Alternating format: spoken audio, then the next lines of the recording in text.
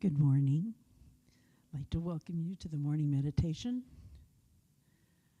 If you want to take a moment and scrunch up your shoulders and then let them go, wiggle in your seat and be absolutely present for the next 20 minutes with your dance for God, with God. The light of God surrounds me. The love of God enfolds me. The power of God protects me. Wherever I am, God is, and all is well.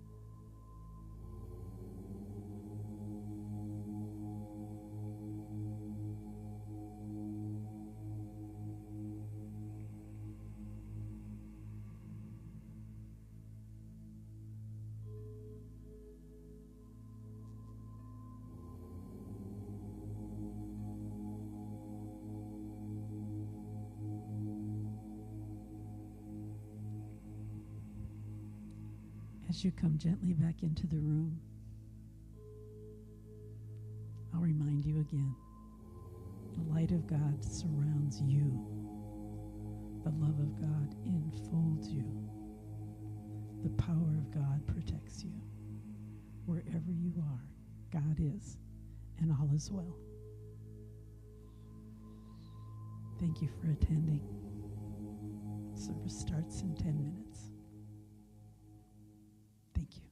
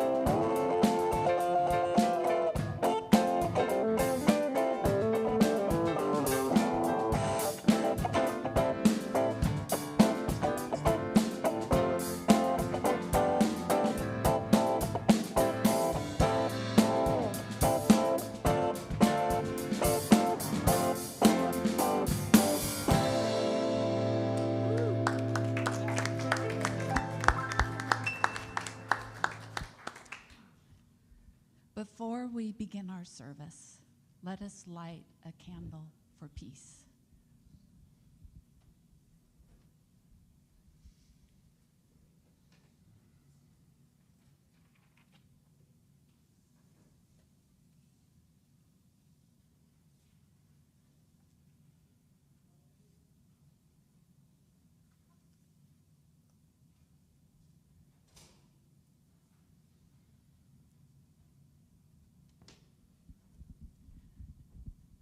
With the lighting of this candle, let us bring into this room the peace that is the foundation of the deeper truth running through everything, even though it may not feel that way in a world that seems so uncertain. Let us take a moment for silence to honor our feelings, to open our hearts, and to move this peace within and shine it brightly into the world.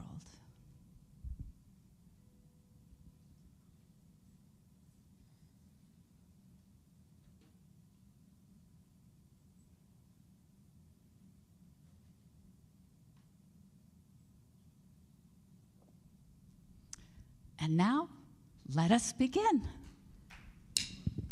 Good morning, everyone. Welcome to the Center for Spiritual Living San Jose.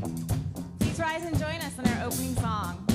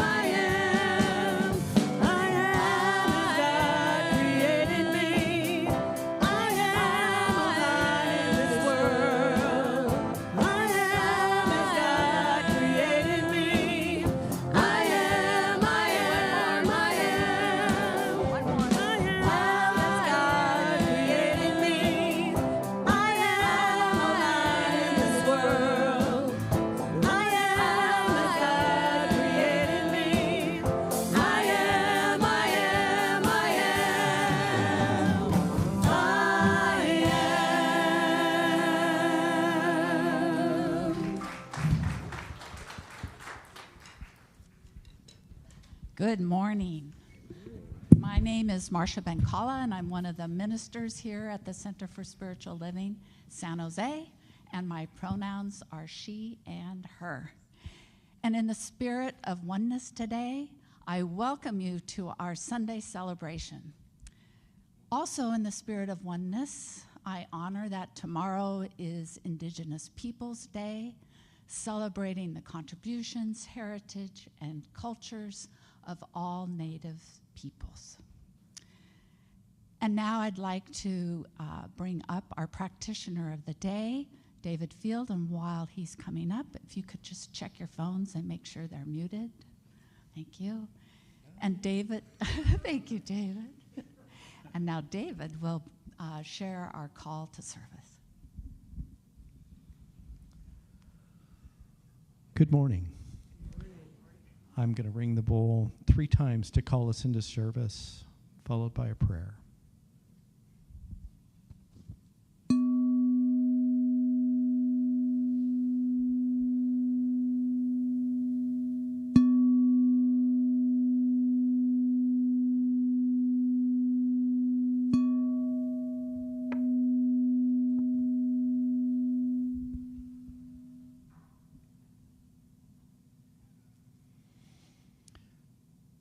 I invite you to take a deep and relaxing breath.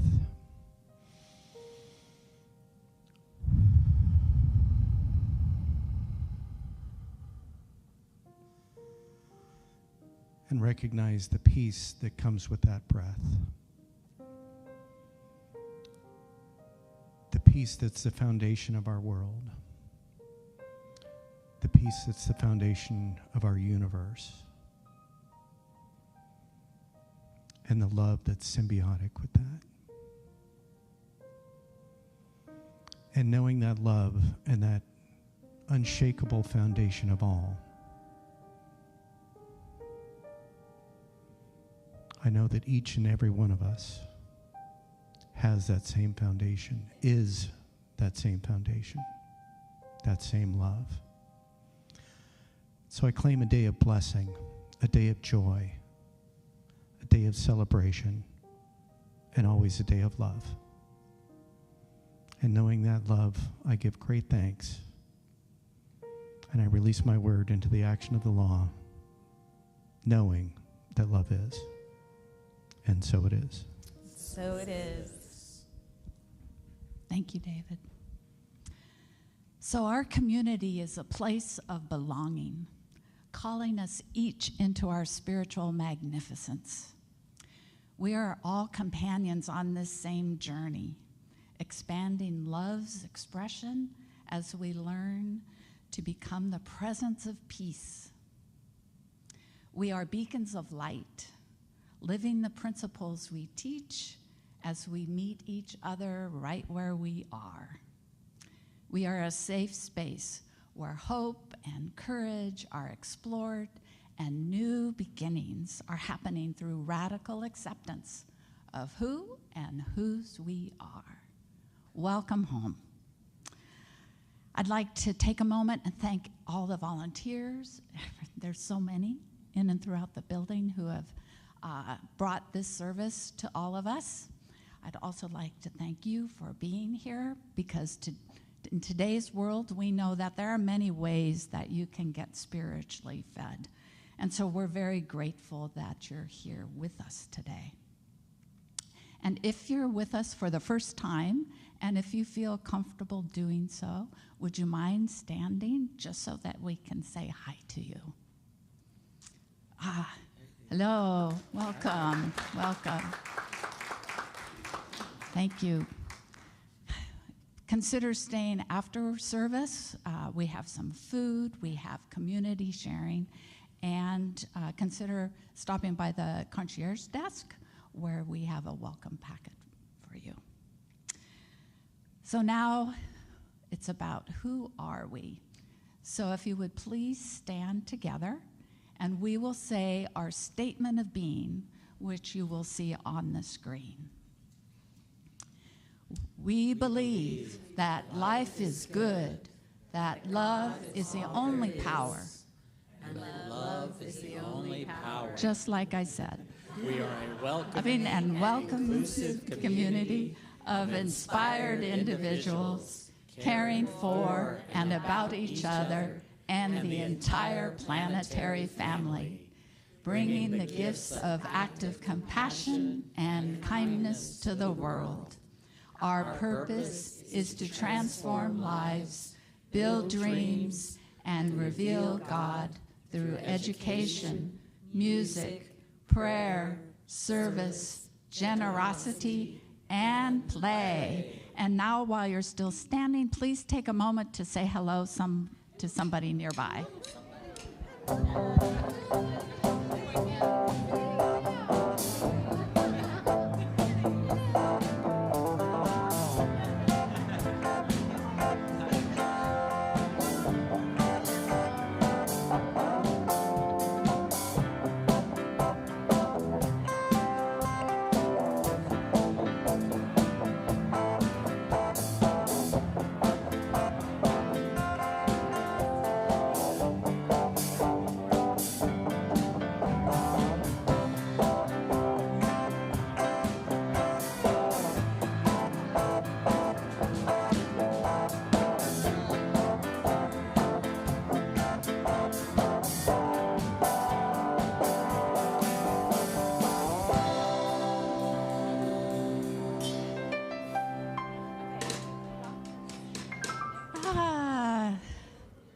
So as people now wander back to their seats, I'm giving Dave time as our featured artist today.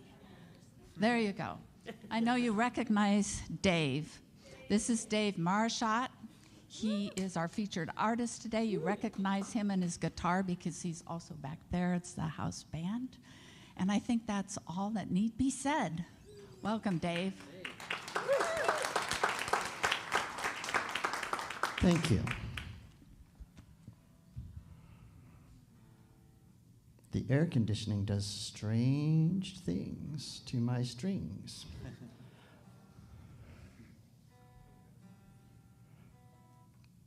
Okay. We're going to start off with a song by John Aston, which is very intimately connected to our household, and perhaps you've heard it. I hope you enjoy it.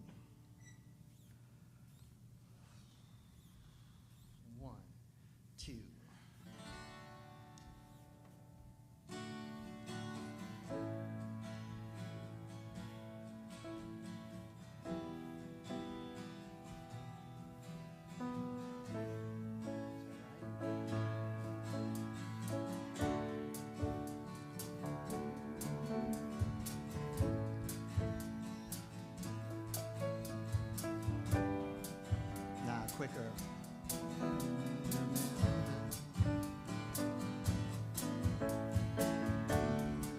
Why have you come to earth? Do you remember?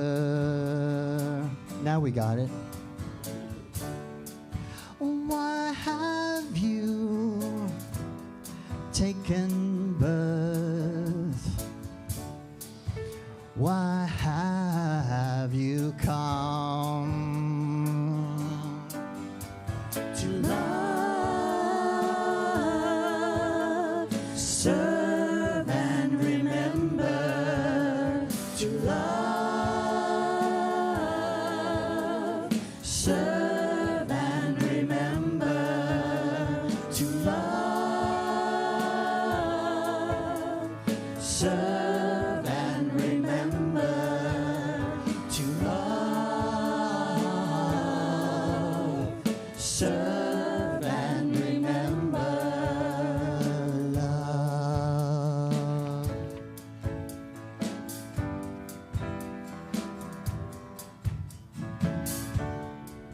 Why have you come to earth? Do you remember?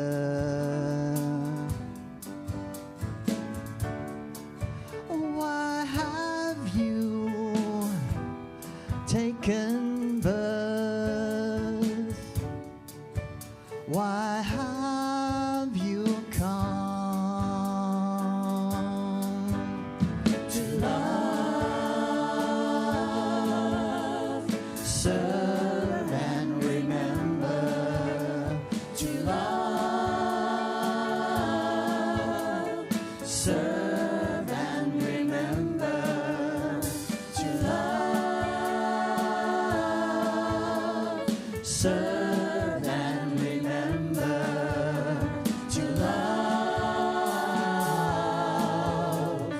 serve and remember love.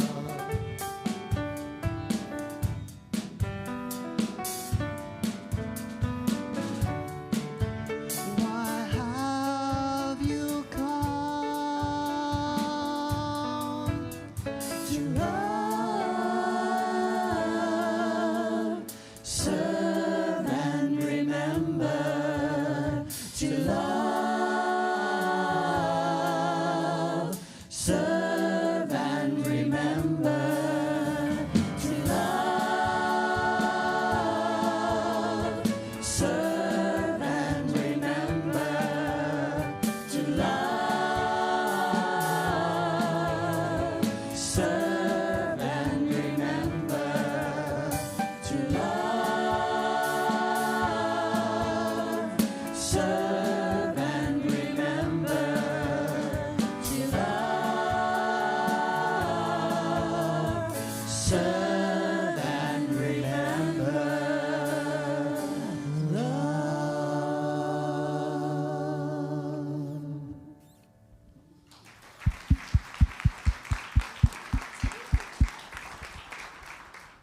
Thank you, Dave. Thank you, praise team and house band. That was beautiful. I'd now like to introduce our Insight speaker for the month, Deb Dake. Many of you know Deb. She's been a member here for quite a while. She has been a practitioner. She brings us very popular workshops like Creative Brilliance and Soul Collage. And most recently, she took on the role of Volunteer Advisor Coordinator, which means that along with Reverend Nadine, she helped coordinate a lot of volunteer teams bringing us our auction and gala. So thank you, Deb.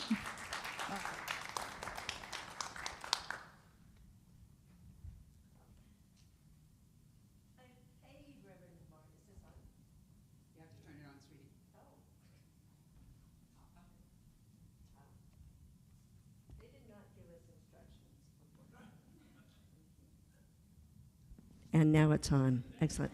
So let me start again. I paid Reverend Marcia for that introduction. It was $10. It was easy. And like, does my hair look better this way or back? All right. Both. I'll do half and half. Okay, good. Thank you.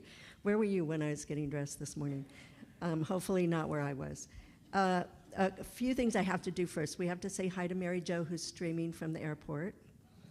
And Julia, our beloved Arnie, and my new friend who's streaming from back east to make me nervous.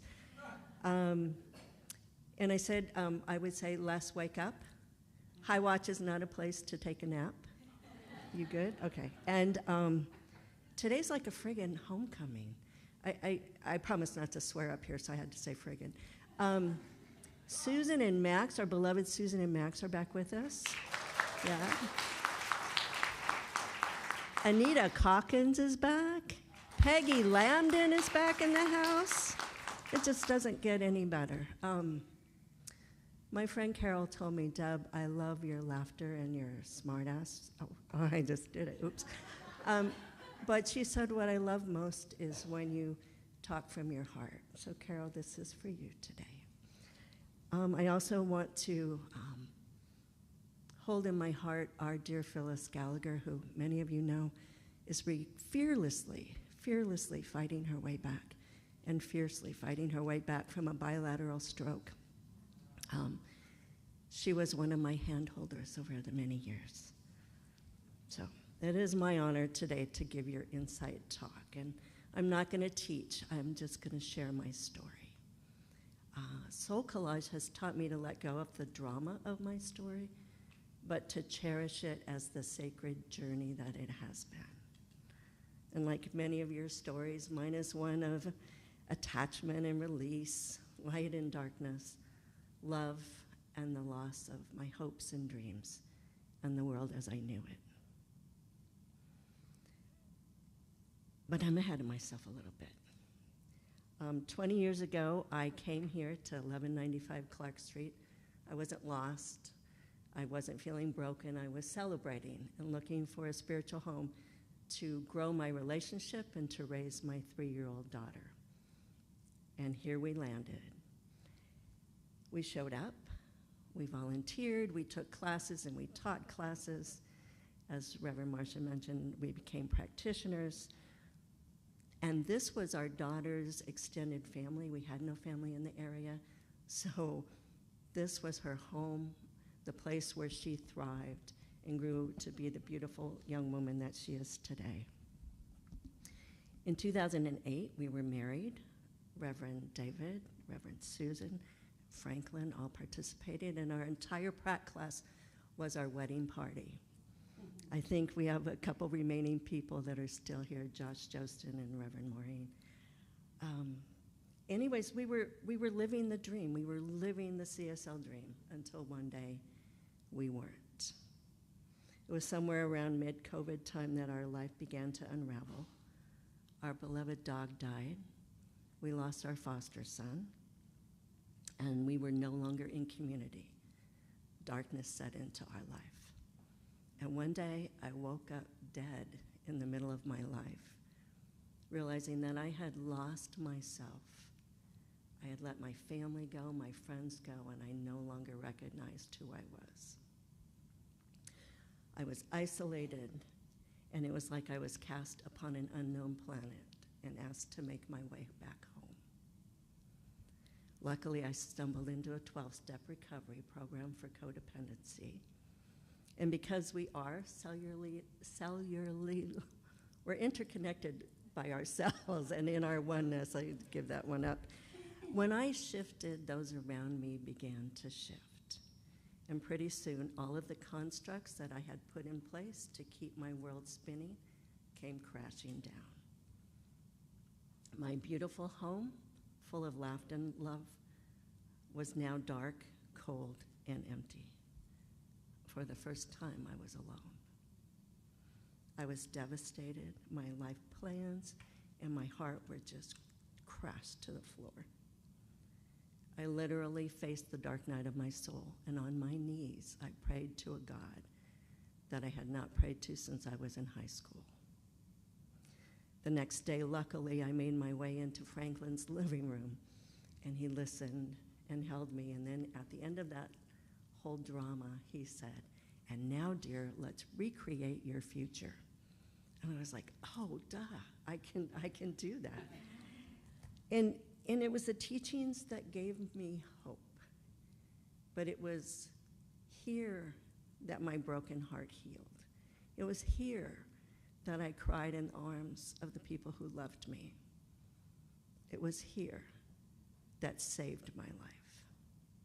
So I started this talk months ago, and at the end of it, I was going to express my just unspeakable gratitude and to ask you to keep showing up. But the thing is, you already answered that, because a couple weeks ago, we put on the biggest gala, raised the most money, and had a record number of 55 volunteers show up. Yeah.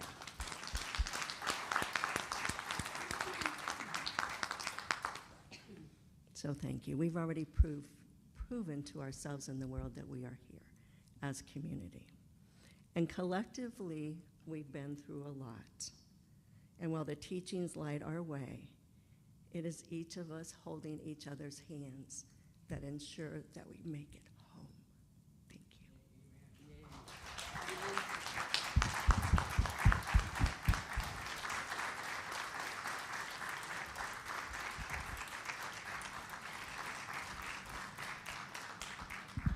Thank you, Deb. Thank you for your vulnerability and trust in us. And now, our guest speaker, many of you know, you've already seen her here, Reverend Susan Overland. She is with us today with her message of "Have a beautiful, terrible day." Doesn't that sound like her? So, Reverend Susan.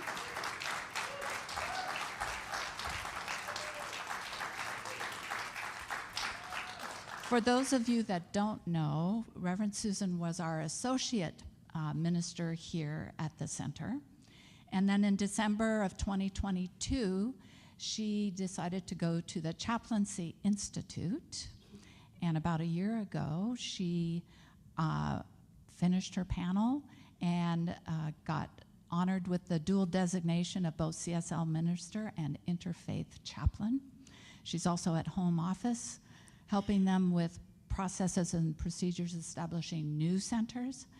She is a mighty powerhouse. So Thank you, Marcia. thank you, Susan. Thank you. Thank you. Girl. Yeah. We could just, sing a song and go home now. Talk about, were you looking at my talk notes or what? How'd that work? Wow. Well, we're gathering today in what I'm calling the Holy Paradox. It may be a very odd title for a sermon in church, right? Have a beautiful, terrible day. Like, what? But when I was studying to be an interfaith chaplain, I was in a cohort with women who were, and Walt, I forgot about Walt. And Walt ended up becoming an Episcopalian minister. How's that for God being funny? And Liz is a hospice, well, actually she's a hospital chaplain. And one of my other cohort, and they're all back east, my other cohort is she is a hospice chaplain. And I was kind of floundering around saying, I don't know what I'm going to do as a chaplain. I really, at the time, wanted to be very involved in prison chaplaincy. And I was assigned an academic advisor, Reverend Chaplain Susan. How funny is that? God's funny. And at the time, being assigned a prison chaplain and my academic advisor was just another way that God is so funny. If you know, you know. And this woman, who was my academic advisor, created a Buddhist program for incarcerated people. She brought Buddhism into some of the most hardcore prisons across our country. And it became so on demand that it is now a curriculum, and with a team of volunteers and chaplains who go out into the prison system and teach Buddhism. And I don't know, is anybody having a really beautiful day? Has anybody ever had a terrible day? Have you ever had them every 5 minutes? They just kind of trade places. I was reflecting, I'm writing this talk, right, and I'm reflecting. By the way, it's based on a book by Kate Bowler called Have a Beautiful, Terrible Day. And it came about because of my cohort. Because when you're studying to be a chaplain, you're talking about situations in palliative care. You're talking about going into spaces where the person who's dying may very much want to be with you and have you at their side. And the family is looking at you like, WT what? Why are you here? So it's a very interesting, very holy paradox, because there is a lot of religious wounding that has happened to people. And it's a really hard thing to come back from. So we were talking about this as, soon-to-be chaplains, and trying to learn how to not add to that wounding, how to be a presence to everyone that is there in the room, but mostly to the person that has asked for you to be at their side. Everything else fades except that. And one of my cohort sent me Kate's book. It's right down there. She sent me the book because I kept talking about these beautiful, terrible moments. Because when someone is passing from this existence into the next, there is something deeply holy about breathing them out of existence. Right? I had that privilege with my mother, who, oddly enough, was, she wasn't Mrs. Partridge. She was more like Mommy Dearest, really. Love you, Mom. But in those moments at her bedside, and literally breathing her out, because she actually had Alzheimer's, but Alzheimer's doesn't kill you. It's the effects of it, so she died from pneumonia. And she had an NDR. So Kate Bowler, in her book, she wrote this book because she was a 35-year-old woman who was diagnosed with stage 3 colon cancer. And she talked about the pain of that, but she talked about the people who were always there that came in and out of her room, and friends who did things like, I'm going grocery shopping, or I baked a pie, and just the incidental things that we forget can be so important to someone when they're going through something. And she said there were she said life is so beautiful, life is so hard. Because she had all these experiences, and I think it's something that as a religious scientist, I was sharing just briefly with Reverend Marcia this morning that sometimes I have a sense of imposter syndrome. And I'm going to confess to you that I yell at the television a lot lately, more lately than ever. And I thought, oh, well, that was holy. And then I get mad at myself, and then I feel guilty, and it's like, wow, this is just a lovely cycle that I'm in right now. And then I go back to having a beautiful, terrible day. Because in the next moment, the doorbell, well, they don't ring the doorbell, they use their key and they walk in, and my kids will come in, and there's this 6-year-old who comes running in, Nana! Like, I don't know, like I'm Taylor Swift. I'll use that one. She's a 6-year-old Swiftie. And it's these beautiful moments in the midst of things that I cannot fathom, things that I cannot wrap my head around. But Spirit's never absent. What does our teaching tell us? I mean, we're all here because we believe in something. And those of you who are new, our teaching tells us that there is only one life, that life is God's life, that life is perfect, and that life is my life. But what do we do when life doesn't feel or look perfect? Right? Spirit's not absent. In the science of mind, we remember that God is the ground of all being. Number one, God is all there is. But when we wake up and the sun is shining, our heart can be heavy, right? I look out my kitchen window. So speaking of hospice centers, my house is a hospice center for plants. Really, it's where plants come to die. I raised 2 kids, they're good. Love the grandkids, I could cook like you wouldn't believe. But anything green, it just comes to my house and dies. I killed a jade plant. Come on. Who does that? But there are roses. And sometimes I don't even look at them. Like I look at them through a window and go, you're so pretty. You're very pretty. Thank you. And then I walk away because I'm like, don't touch them. Really, I won't even clip them to bring them in the house, and they're beautiful. But how do you appreciate beauty, Deb, when everything else has fallen apart? When you were talking, I kept thinking, that. Because I'm sure in the midst of that, there was your daughter. In the midst of that, there was a Franklin. In the midst of that, there was a community. Someone handing you a Kleenex. I read a great story. Oh my gosh, I actually gave a talk. I walked into a center one time. Imagine this, that you're ready to give a talk, and you find out that morning as you're driving there that a beloved practitioner who helped form this community passed away that morning. And I quickly ran into a store because I had recently read a story.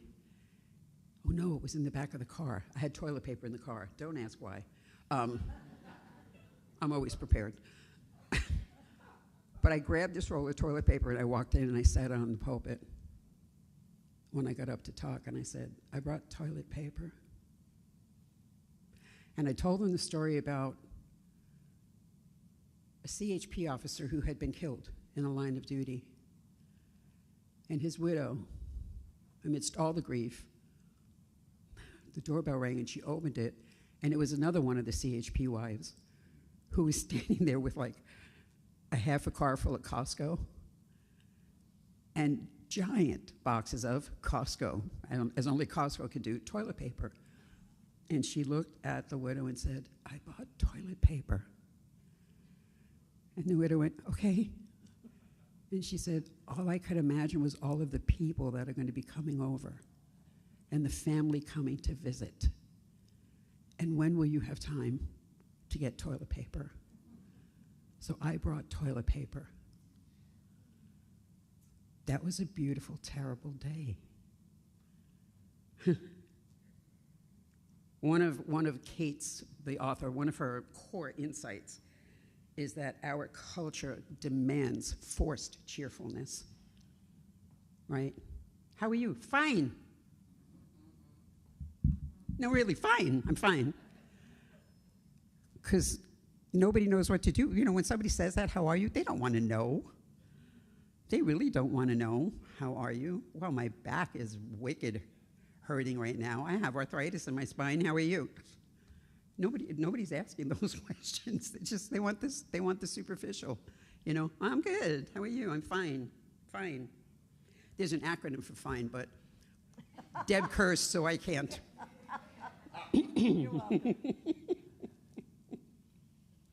But on those beautiful, terrible days, our spiritual practice becomes real. On those beautiful, terrible days, sometimes it is the lifeline. Sometimes it's the only lifeline, because otherwise I'm going to keep screaming at the television until somebody comes and takes me away, or until Master goes, okay, I'm disconnecting everything. That's it. No cable for you. I keep saying, we can't disconnect it. We have a grandchild. That's my excuse. She also said, I love how she reminds us that we live in a world that wants us to pick a lane, or stay in your lane, but pick a lane, right? Be grateful or be grieving, right? Be hopeful or be realistic. But real life, woke life, I'm okay with that, doesn't live in that kind of spirit, doesn't live in that kind of world, or split, sorry, not spirit, doesn't live in that kind of split. It's yes and, it's both and. You know, I can be grateful and be grieving. I can be hopeful and be realistic. Ernest, God bless that man. Ernest viewed hope not as a passive wish, but as a form of active expectancy and belief in a desired outcome. I love that man. He said, moving from hope to knowing is how we distinguish wistful thinking and dynamic creative treatment, right? For those of you who have not yet taken a class, we teach a form of affirmative prayer that's called spiritual mind treatment. And it's, it's not a beseeching prayer, because we believe that God isn't really having to rescue us from anything. We believe that God is already the foundation of everything. God is all there is, so there really is nothing we have to be rescued from. It's just creating an intention for the next possibility. It's living in joyous expectancy, even in the midst of a beautiful, terrible day. Ernest wrote, we should never be afraid of the visible. We should always know that the invisible is supreme over the visible. I was like, look at him. In other words, the facts of our lives, whatever it is, the latest headline, what our eyes are telling us, the heartbreak, the diagnosis, the loss, it may be real in the human experience. Not maybe, it's real. We're all going through it now. We're in it, whatever it is. But it's not the whole truth, right?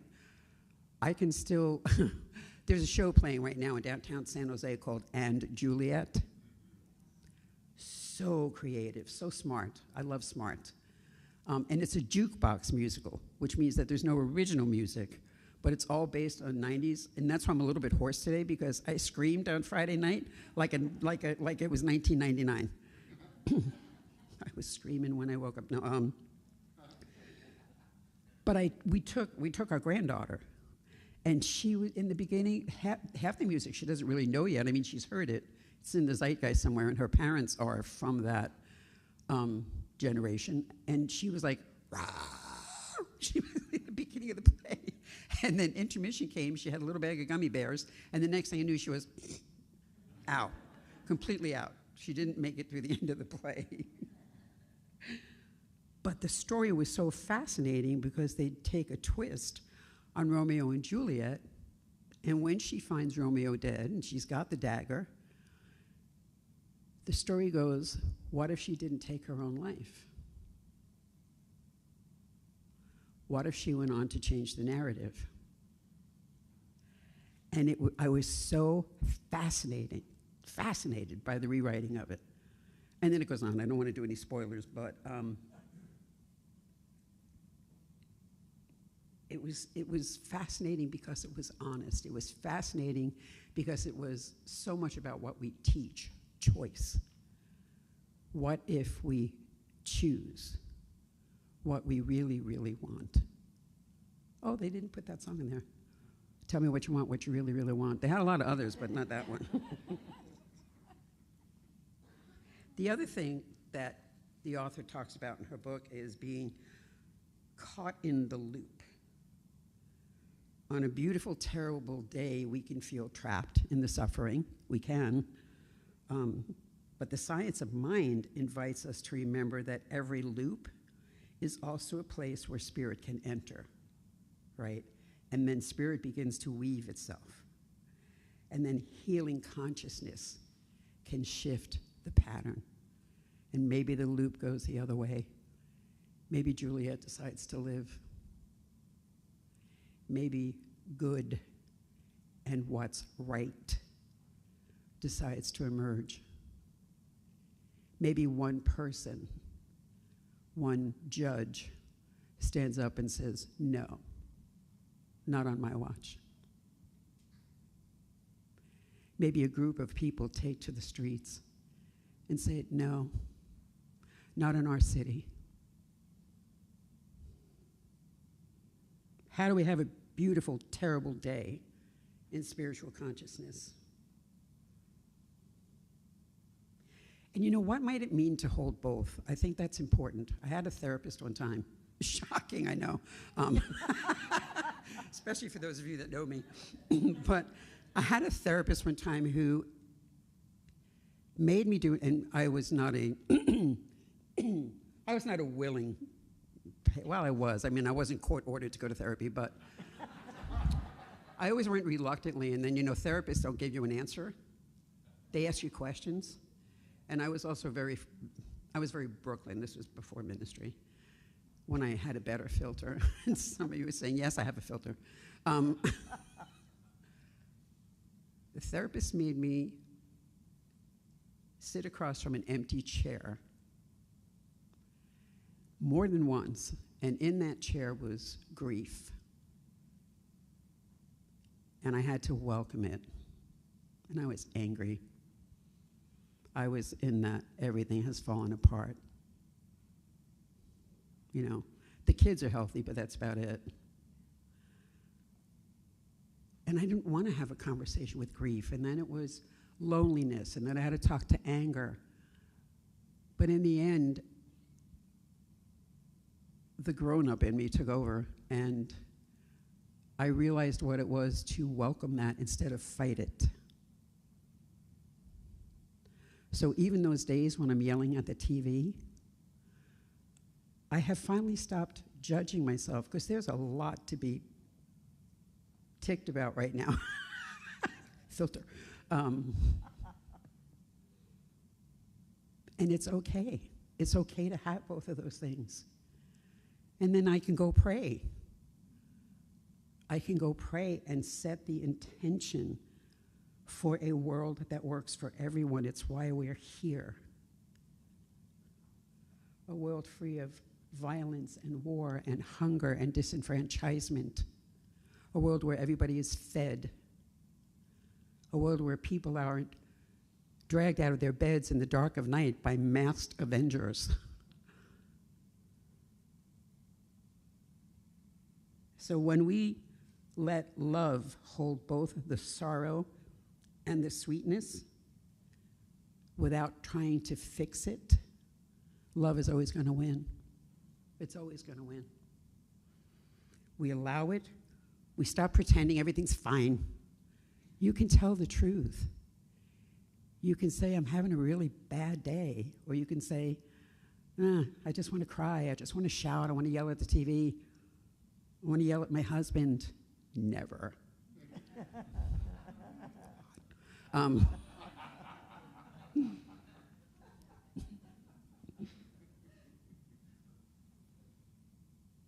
We can say this hurts, or I don't know what's next.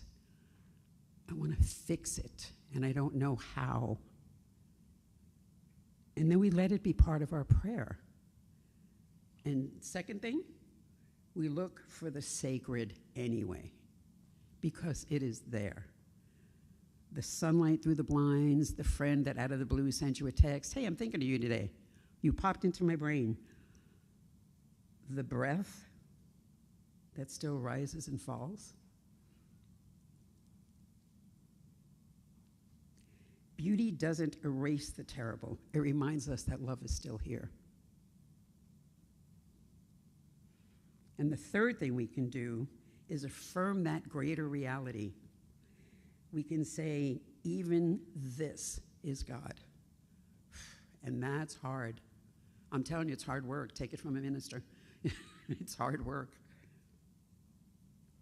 But we don't do a spiritual bypass.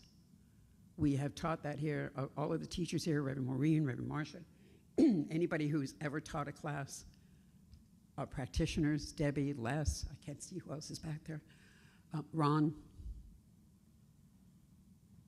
No spiritual bypass, it's not allowed. When you sit down with a practitioner to pray, and they say, how's it going? And you go, fine. Come on. They're going to call you on it. Some of them do it gently. I don't. I'm more like Cher. Snap out of it.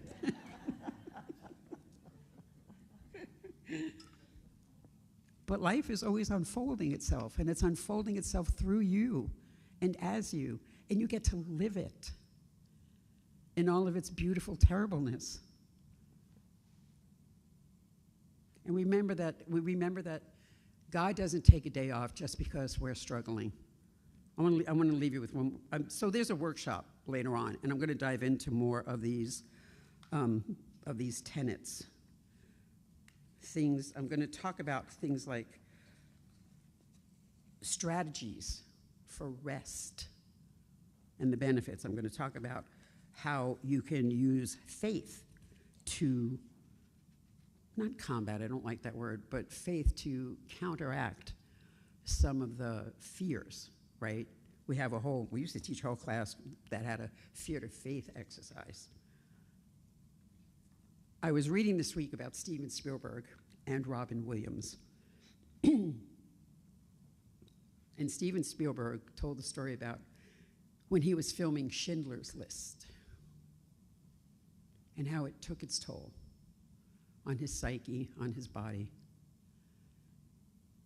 He was in Krakow, Poland, where some of the most heinous things had ever happened to humanity. And he was recreating that story, and he'd go back to his hotel room every night, exhausted, missing his family.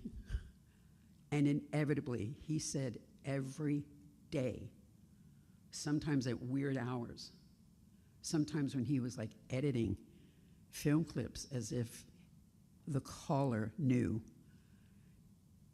And he would answer the phone, and it would be Robin. And Robin would never say hi. Like, he would just launch into a story. He would just start telling him a story.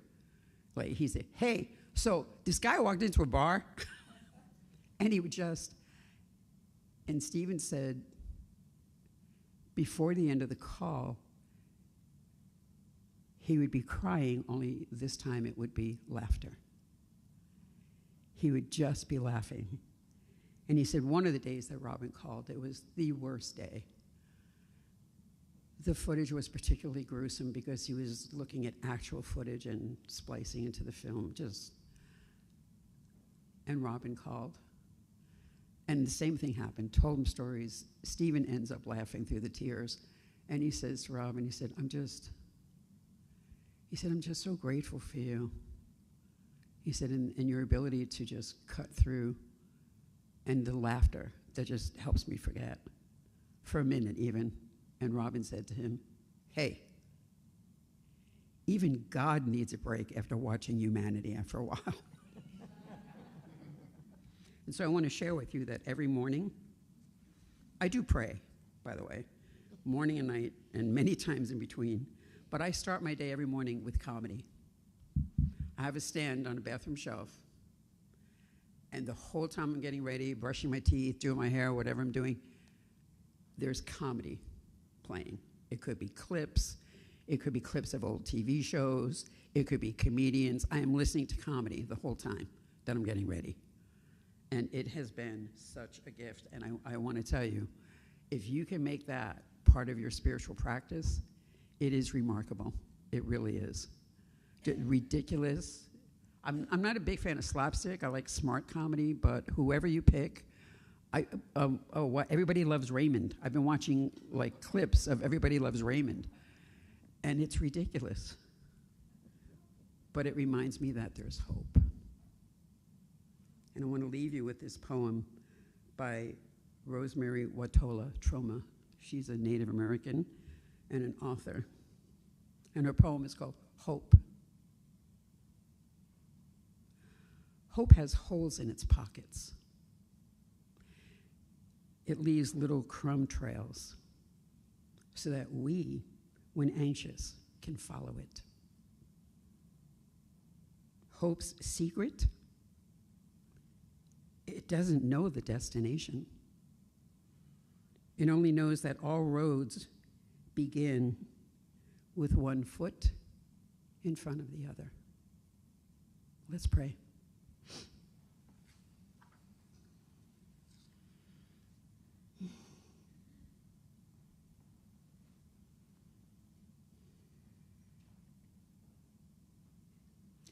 We begin with that breath. I'm so grateful that every time we pray, we take a breath, because it reminds me that we pray the way life begins and ends, on a breath and on a prayer.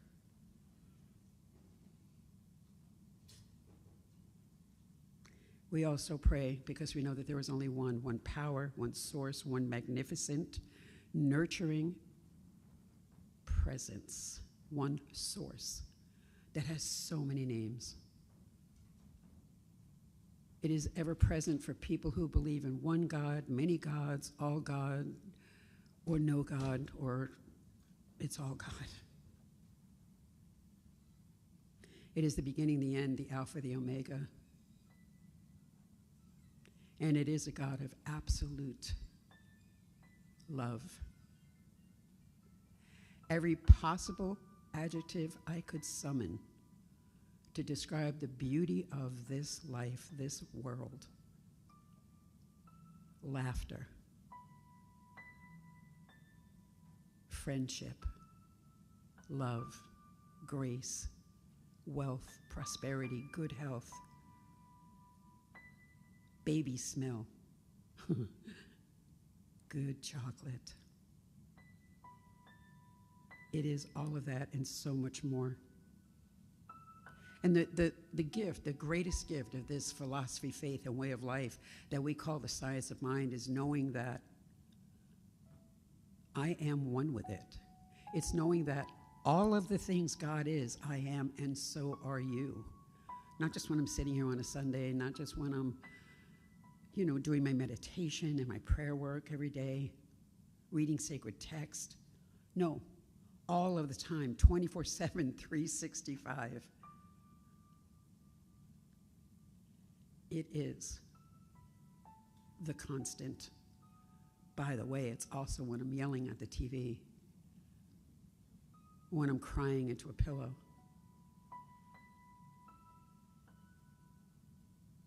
And the fact that I am one with it and that we are all united is the second greatest gift, to know that I'm also one with each of you and each and every being, those that I have yet to meet, those for whom I pray,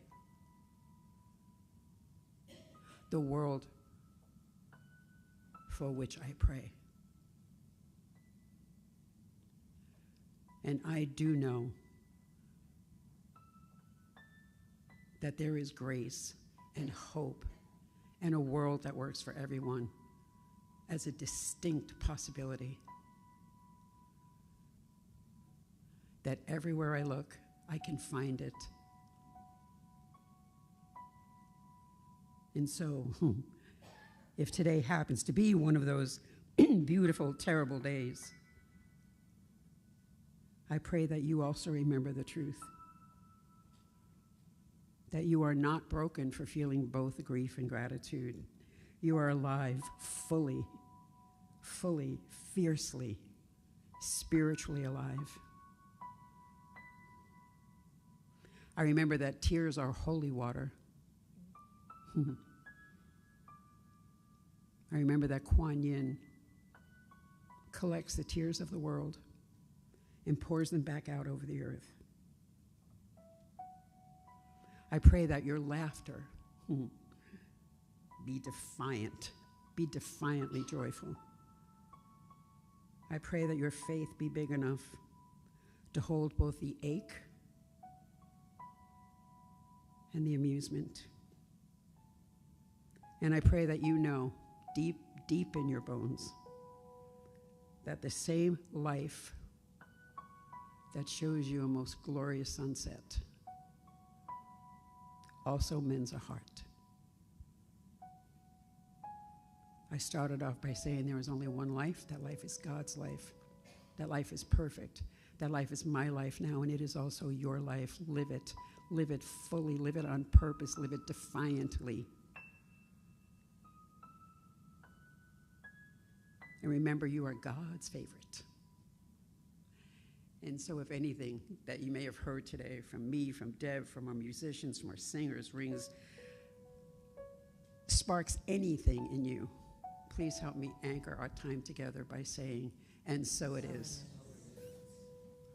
Be well, my friends. Love you.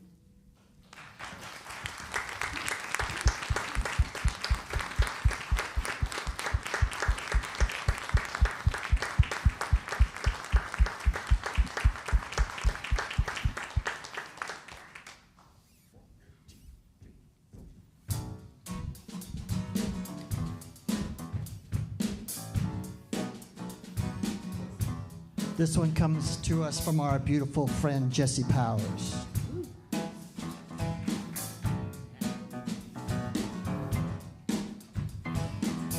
I wake up early and I see the sun. I don't know how it does it every day. It rises up and then it falls again. Born only to die away. Look in the mirror and I see myself. I don't know how I do it every day. Standing on this big blue rock, not knowing what I'm doing here. Still believing there's a reason, keep on keeping on my way. Each time I open my eyes, it's when I get to decide how I am gonna show up and show out in this life. Everybody get up. Oh, it's a beautiful day. Yeah. Everybody get up.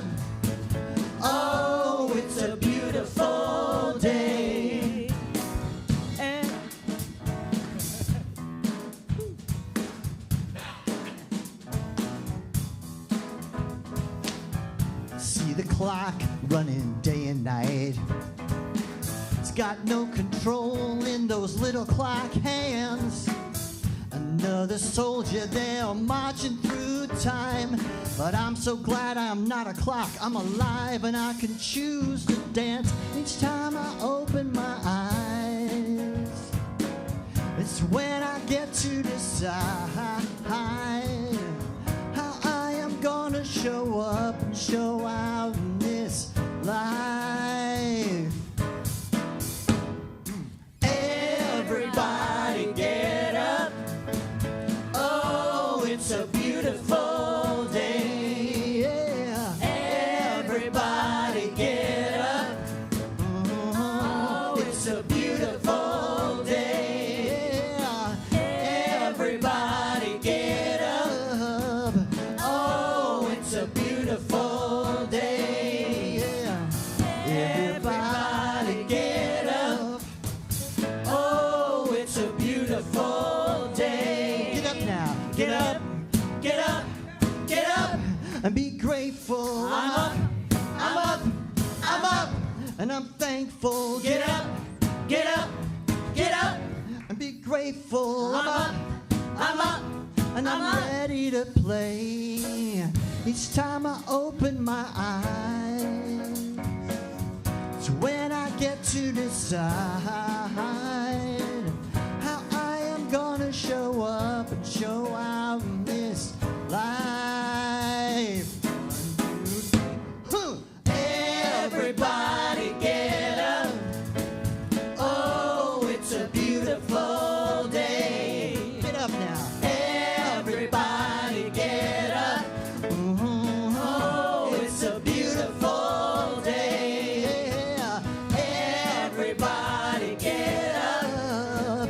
Oh, it's a beautiful day. It's a beautiful day. Everybody get up. Oh, it's a beautiful day. Here we go. Get up. Get up. Get up. Get up. And be grateful. I'm up. I'm up. I'm up. And I'm thankful. Get up. Get up. Get up. And be grateful. I'm up. I'm up. And I'm ready to play. Thank you. Thank you, thank you. And thank you, Reverend Susan, for your inspirational message and reminding us that love holds that lane of both and. So thank you. And join us next week when Reverend Queen Michelle Jordan will be our featured artist, and I will be speaking on waking the wildflowers of your heart. Ooh. Yeah, I hope. And the television forgives you, Susan. I just had to tell you that. And now is the time for our conscious giving and an opportunity to participate in the law of circulation. We know that even though we have been taught that it's better to give than to receive, actually the most important idea is often missed. And we need to know that we must be able to receive first in order to be able to give from a feeling of abundance. So we invite you to receive a blessing of joy in a basket that's be circulated. Keep it with you all week long and know that you are truly loved. So once you have drawn your joy blessing out of the small basket, you'll be able to put your offering into the second basket underneath to complete the law of circulation. Ushers, will you please circulate the 2 baskets?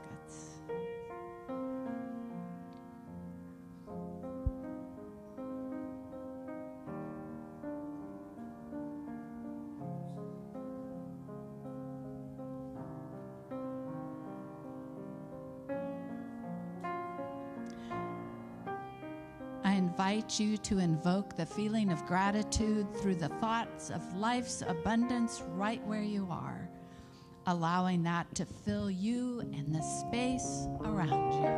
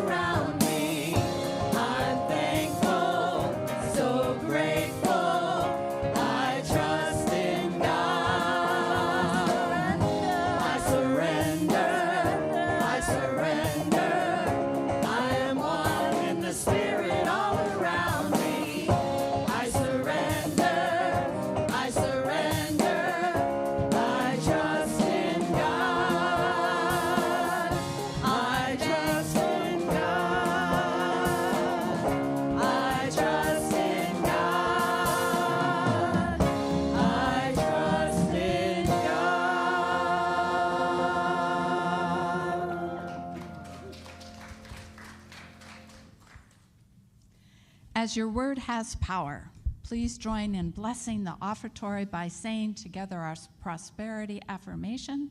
The words are on the screen. From the love of pure spirit within me, I bless this gift. I send it forth to heal and bless and prosper.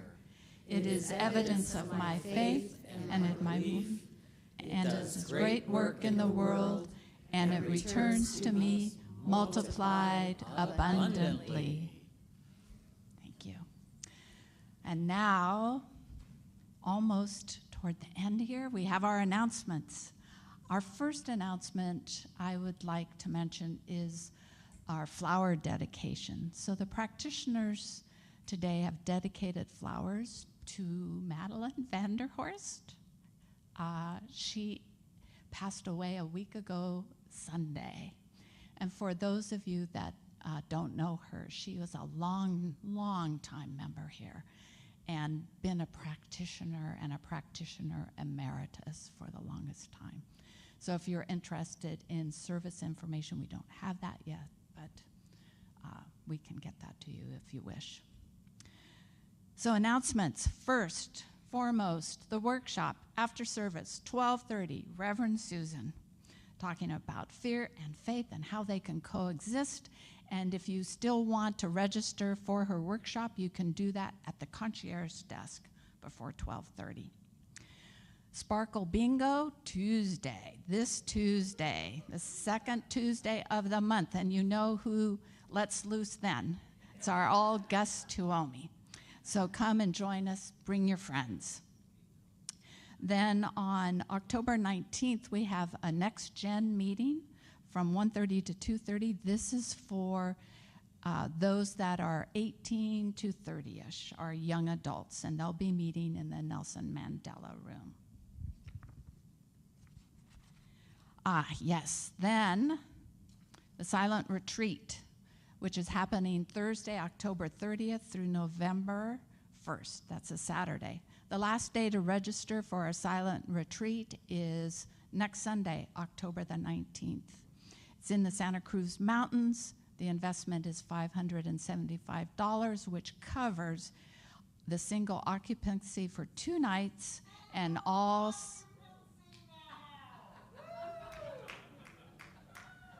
Single occupancy, is that what she said? I think so. Single occupancy now and all the meals. All right, then we have a new hybrid book study coming up starting November 6th, Thursday. It's going to be co-facilitated by Reverend Nadine and myself, and we're using the book called Compassion, the Ultimate Flowering of Love, written by Osho. This will be hybrid, again, 4 weeks, starting November 6th. If you're thinking of registering, just a hint, you might get your book early because it's hard to get. Then on October 26th, we have our annual community picnic at Frank Bromhall Park on Willow Street, where we've had it before. We have a taco truck with obviously tacos and rice and beans and churros, and then we each complement that by bringing salads and desserts. Join us. That's a lot of fun. Finally, we have a couple of volunteer service opportunities. One is for Sunday moderators. It's not a difficult job, but you can engage with people that are online, and a few folks willing to support our facilities team. They're going to be out for a couple of reasons for a little bit, and so we need some people to help us set up on Sunday and maybe sometimes during the week. And just I'll mention also we have a caregivers support circle this afternoon at noon in Ernest Homes, and we have the Animal Connections group also right after service in Emma Curtis Hopkins upstairs. And if you want to register for any of these events, you know where to go. You can go online, you can go to the concierge desk, and if you want to see I'm going to call it a rerun, this video, our service again, or any service, you can look on our website, on YouTube, or Facebook channel. Now in closing, would the youth and teens and the practitioners of the day please come forward, and all the practitioners There's practitioners, just stand right where you are. Those wearing a stole, if you need prayer after service, you can go back into our chapel area, and a practitioner will be honored to pray with you. We also have a prayer box where if you prefer writing down your prayer, putting it into the prayer box, our ministry of prayer team will pray with that during the week. All right. Thank you, volunteers, for the youth and family. I appreciate that. So now, Karol Field, our practitioner of the day, will come up and give us 3 affirmations to take home. Okay. Be a present to everyone. Be a presence to everyone. Repeat it. Yeah. Be a present and a presence. That's good. Spirit is never absent. Let love hold your sorrow and sweetness. And so it is. Got it right. And now, with our closing song, we have our praise team.